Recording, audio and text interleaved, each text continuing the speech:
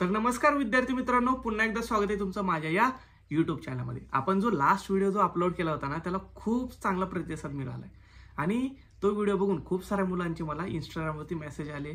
त्याच्यावरती त्यांनी माझा पर्सनल नंबर घेऊन त्यांनी मला कॉन्टॅक्ट केला आणि त्यांना एवढं छान वाटतंय ना आता की ते खूप छान अभ्यासाला लागले। आणि माझी अशी इच्छा आहे, तुम्ही जे बाकीचे मुलं आहेत ते सुद्धा, तुम्हाला जर काही डाऊट असेल तर मला बिंदास Instagramवरती मेसेज करा। तुम्हाला जर वाटलं तर मला कॉल करा, काही अडचण नाही, आपण कॉलवरती बोलूयात। तुमचे जे काही डाऊट असेल ते प्रत्येक डाऊट क्लिअर करण्यासाठी मी तुम्हाला मदत करणार आहे। आता तुम्ही कुठेही कोचिंग घेत असाल, मी म्हणतो ऑनलाईन कोचिंग घेत असाल किंवा ऑफलाईन कोचिंग घेत असाल, बऱ्याच वेळा असं असतं की तिथल्या टीचरला प्रत्येक मुलाकडे लक्ष देणं शक्य होत नाही। पण मी माझे जे सबस्क्रायबर आहेत त्यांच्यासोबत असं नाही करणार। माझा प्रत्येक मुलगा हा माझ्यासाठी इम्पॉर्टंट आहे। म्हणून तुम्ही कितीही कमेंट करा, तुम्ही कितीही मला Instagramवरती मेसेज करा, कितीही कॉल करण्याचा प्रयत्न करा, मी प्रत्येक ह्याला रिप्लाय देण्याचा प्रयत्न करा। आणि तुमचे डाऊट क्लिअर केल्याशिवाय मी शांत बसणार नाही। जोपर्यंत तुमचा डाऊट क्लिअर होत नाही तोपर्यंत मी तुम्हाला मदत करत राहील, ठीक आहे। चला तर आजच्या व्हिडिओला आपण सुरुवात करूयात। आजचा आपला व्हिडिओ सगळ्यात महत्त्वाचा आहे। खूप साऱ्या मुलांचा प्रश्न काय होता की दादा, आम्ही नोव्हेंबरमध्ये चालू करतोय प्रिपरेशन, तर आम्हाला सक्सेस मिळेल का? काय वाटतंय तुम्हाला? तर माझा आन्सर आहे यस, मिळेल। कशामुळे? कारण मी 4 वर्ष झालं काउन्सिलिंग करतोय, त्याच्यानंतर 2 वर्ष झालं मी शिकवतोय। आता एका प्रोफेशनल अकॅडमीमध्ये शिकवत असताना मला खूप सारे वेगवेगळे मुलं भेटले होते आणि माझे काही स्टुडंट लास्ट इयरला तर असे होते, त्यांनी शेवटच्या 2 महिन्यामध्ये प्रिपरेशन करून MST CET मध्ये 150 स्कोर केलेला आहे। मग त्यांना मी अशी काय स्ट्रॅटेजी दिली होती जेणेकरून त्यांचा जो स्कोर आहे त्यांचा स्कोर 150 प्लस आला, त्यांना 99 प्लस पर्सेंटाइल मिळाले, जेणेकरून त्यांना COP, VJTI, वालचंद, PICT यासारखे जे प्रतिष्ठित कॉलेज आहे या कॉलेजमध्ये ॲडमिशन घेण्यासाठी त्यांना मदत मिळाली। चला तर आपण त्या स्ट्रॅटेजीकडे वळूयात, ठीक आहे। त्यांनी बोर्ड नंतर चालू केलंय तरी सुद्धा त्यांना कॉलेज मिळून दिलेलं आहे। तुम्ही तर आता नोव्हेंबरमध्ये, त्यामुळे तुम्हाला हे कॉलेज मिळणं एकदम पॉसिबल आहे, ठीक आहे। तर स्ट्रॅटेजी आपली काय असणार आहे, चला सुरुवात करूयात। सगळ्यात पहिल्यांदा एक गोष्ट लक्षात घ्या, आपल्याला सध्याला काय करायचंय। आता फेब्रुवारीमध्ये तुमचा बोर्ड आहे, ठीक आहे, आणि CET पण आहे। CET कधी आहे? मार्च एंडिंग किंवा एप्रिलमध्ये। मग आता तुमचा प्रश्न असा आहे की सर CET करू की बोर्ड करू? मग तुम्ही जर नीट विचार केला तर सगळ्यात पहिल्यांदा आपला जो MST CETचा जो सिलेबस आहे, हा सिलेबस आपल्याला काय सांगतो, 80% जो पोर्शन आहे, हा 80% पोर्शन कशाचा आहे? 12चा आहे। आणि 20% सिलेबस कशाचा आहे? 11चा आहे। मग इथं आपल्याला डोकं लावायचंय। आपल्याला डोकं काय लावायचंय? आता 80% म्हणजे एवढा मोठा जर सिलेबस 12चा असेल तर आपण जोपर्यंत बोर्ड होत नाही तोपर्यंत पूर्ण लक्ष कशावरती देणार आहे? तर बोर्डची थिअरी करायची, ठीक आहे। आणि क्वेश्चन सॉल्व्ह कुठनं करायचे? टार्गेट मधले, आणि जे बोर्डला येणार आहे ते। आता तुम्हाला डिटेलमध्ये मी एक्सप्लेन करतो। सगळ्यात पहिल्यांदा तर वेटेज समजून घ्या। आता सपोज माझं इथं मॅथ्सचं वेटेज आहे, ठीक आहे। आता मॅथ्सचे जे 12चे चॅप्टर आहेत, मॅथमॅटिक्स, लॉजिक्स, त्यानंतर matrix, trigonometric function, pair of straight line, vector. आता ह्यांचे क्वेश्चन कसे आलते? 2, 2, 3, 2, वेक्टरचे 4, लाईन अँड प्लेनचे 4, लिनियर प्रोग्रामिंगचे 1, डिफरन्सिएशन किती क्वेश्चन आलते? 4 क्वेश्चन, म्हणजे 8 मार्क।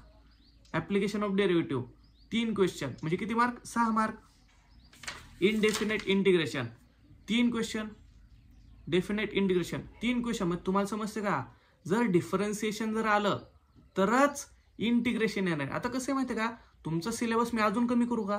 तर सगळ्यात पहिला आपला चॅप्टर कुठला असतो रे? ट्रिग्नोमेट्री, लॉग, ग्राफ, ठीक आहे। ह्याच्यातून मिळून आपल्याला किती क्वेश्चन येणार आहेत?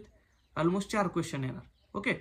आता हे जर आलं आपल्याला तरच आपल्याला डिफरन्सिएशन येणार आहे, आणि डिफरन्सिएशन आलं तरच आपल्याला इंटिग्रेशन येणार आहे, आणि जर इंटिग्रेशन आलं तरच आपल्याला एवढे येणार आहे। म्हणजेच काय, तर हे सगळे चॅप्टर एकमेकांच्या रिलेटेड आहेत।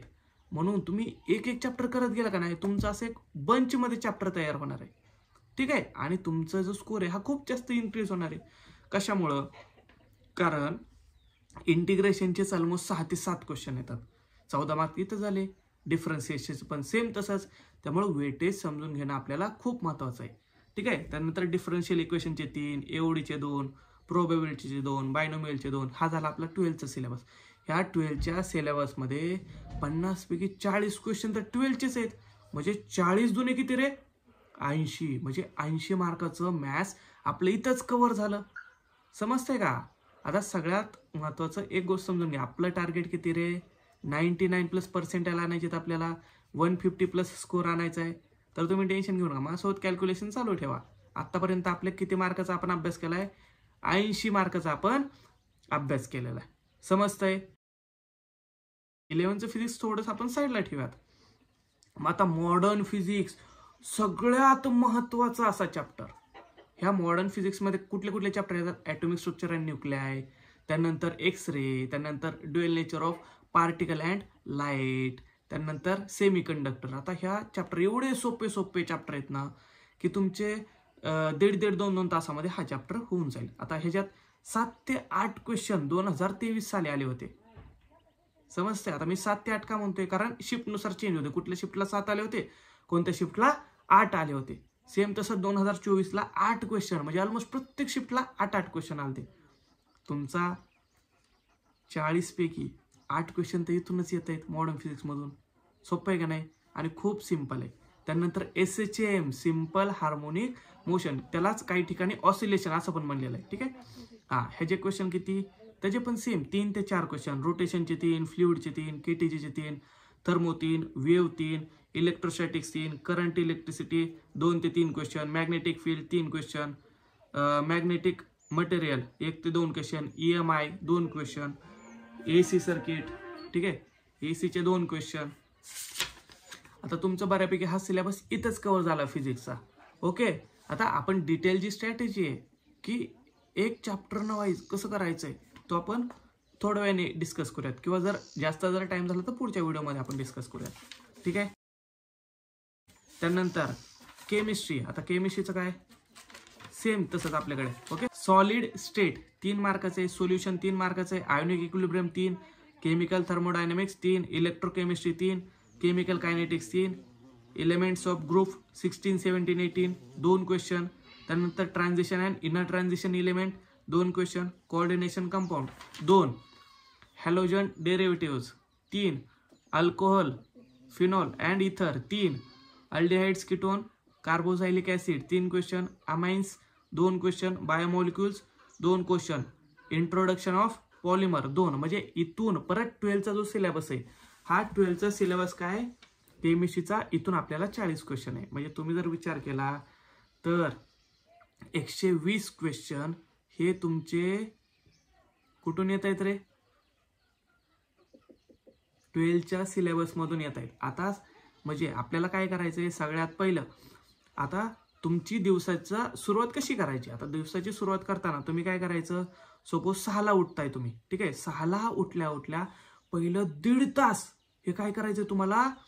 केमिस्ट्रीच रीड करायचंय. आता केमिस्ट्रीच रीड कशामुळे करायचंय? कारण तुम्ही कधीही समजून घ्या, पहिलं तर असं असतं की आपलं जर सुरुवात जर चांगली झाली तरच पुढे आपला दिवस चांगला जातो. म्हणून मी केमिस्ट्री रीडिंग ह्याच्यासाठी म्हणतोय कारण आपण काहीतरी वाचल्यासारखं आपल्याला समजतं. ते एक इंग्लिश आहे ना रे. इंग्लिश आपल्याला वाचल्यावरती हळू समजतं. नाही समजलं तरी आपण गुगल करू शकता की ह्याचा अर्थ काय, त्याचा अर्थ काय. ते पाठांतर करायचं आपल्याला थोडक्यात. त्यामुळे 1.5 तास पहिलं पाठांतर करायचं. नाही तर असं होईल ना की तू सपोज तुम्ही मॅथ्स घेतलं आणि 10 क्वेश्चन सॉल्व्ह करायला घेतले. पहिलं क्वेश्चन नाही होत, दुसरा क्वेश्चन नाही होत, तिसरा नाही होत. मग तुम्ही काय म्हणता? जाऊ द्यायला, आपल्याला एक पण सॉल्व्ह होत नाही, मूडच जातो अशाने. मग आपल्याला पुढे अभ्यासच करू वाटत नाही. म्हणून सगळ्यात पहिला उठल्या 1.5 तास केमिस्ट्रीचं रीडिंग करायचंय. ठीक आहे.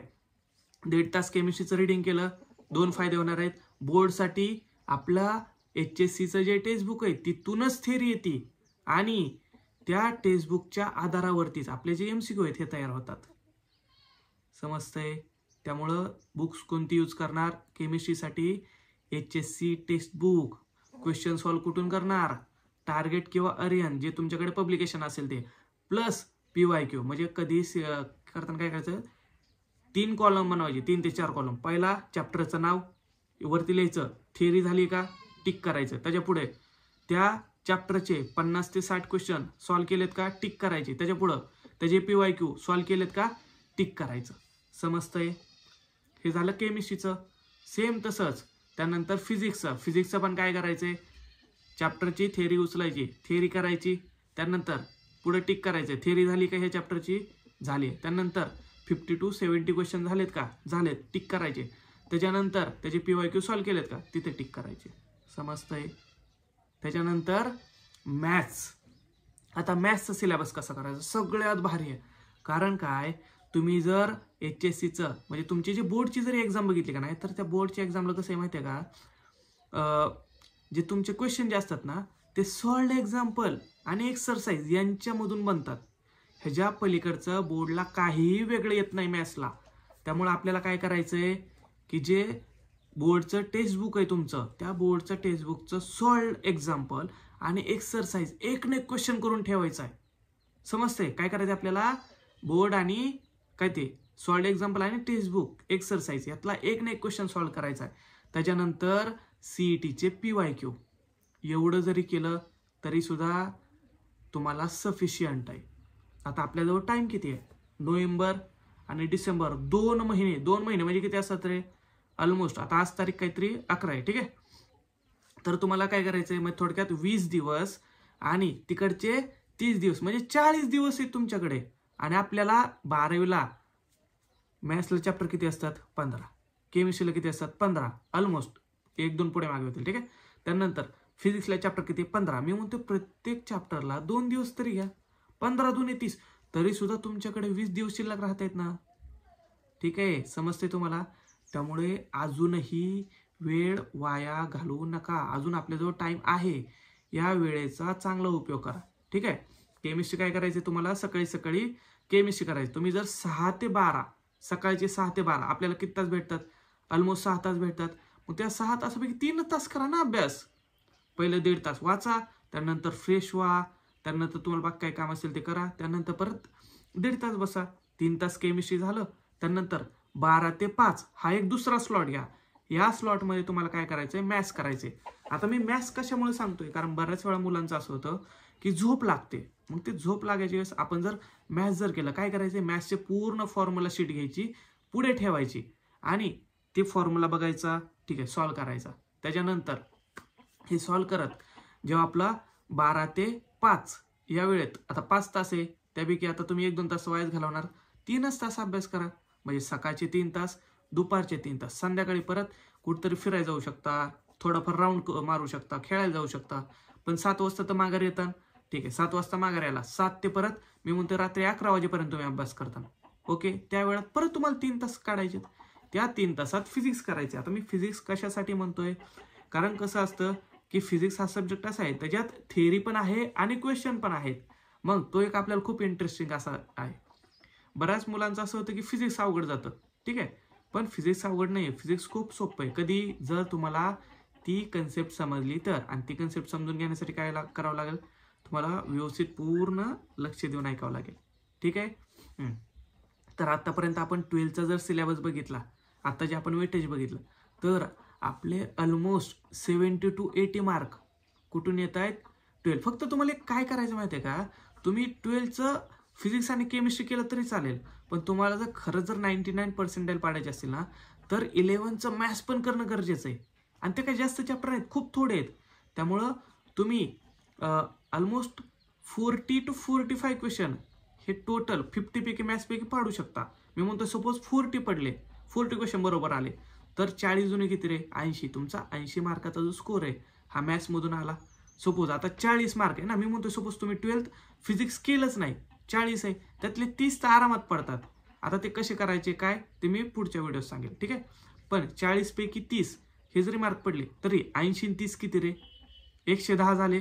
त्याच्यानंतर आता सपोज केमिस्ट्री किती आहे, 40 मार्क 12चं आहे, तर 40 पैकी मी म्हणतोय सपोज 30 ते 35 पडले, ठीक आहे. मी म्हणतोय सपोज 30च पडले, जाऊ दे, इथं पण 30च पकडू आपण, तर किती झाले, 140 झाले. आणि लास्ट इयरला चेक करा, 140 ते 145, ठीक आहे. म्हणजे 140 ते 160 ह्याच्यामध्ये 99% आले. समजतंय. तर आता तुम्हाला समजलं असेल की 99% पाडणं एवढं हे काय अवघड नाहीये, खूप सोपं आहे. फक्त आपल्याला काय करायचंय, ही जी दिलेली स्ट्रॅटेजी, ही स्ट्रॅटेजी फॉलो करायची. फक्त त्यासाठी एक सगळ्यात महत्वाचं तुम्हाला काय करायचंय, टाइम टेबल बनवायचंय, ओके. आता मी स्वतः तुम्हाला टाइम टेबल का नाही देते, कारण कधी काय असतं माहिती का, प्रत्येकाचा जो स्पीड असतो हा वेगवेगळा असतो. त्यामुळे सध्याला तुम्ही सुरुवातीला हे स्वतःचं टाइम टेबल बनवा. नंतर मीही तुम्हाला एक टाइम टेबल बनवून देईलच. 2-4 दिवसांनी तुम्हाला टाइम टेबल बनवून देईल मी. फक्त तुम्ही काय करायचं, सध्याला स्वतःचा टाइम टेबल बनवायचं आहे की कोणता चॅप्टर कधी करायचा आहे, त्याचे क्वेश्चन कुठून करायचे आहेत आणि PYQ. ठीक आहे, सांगितल्याप्रमाणे कॉलम बनवायचे आहेत. ओके, हां. तर आता आपण पुढच्या व्हिडिओमध्ये काय करणार आहे, टाइम टेबल डिस्कस करणार आहे. आणि मी ट्राय करतोय की जे आता CUP मध्ये जे शिकणारे मुलं आहेत त्यांचा इंटरव्ह्यू घेण्याचा, म्हणजे जेणेकरून तुम्हाला समजेल की मी जे त्यांना स्ट्रॅटेजी दिल्या होत्या त्याच्यानुसार त्यांनी कसे फॉलो केले आणि त्यांचा जो स्कोर आहे हा चांगला येऊन त्यांना चांगली ब्रांच कशी मिळाली. ठीक आहे, तर दिलेली स्ट्रॅटेजी फॉलो करचाल.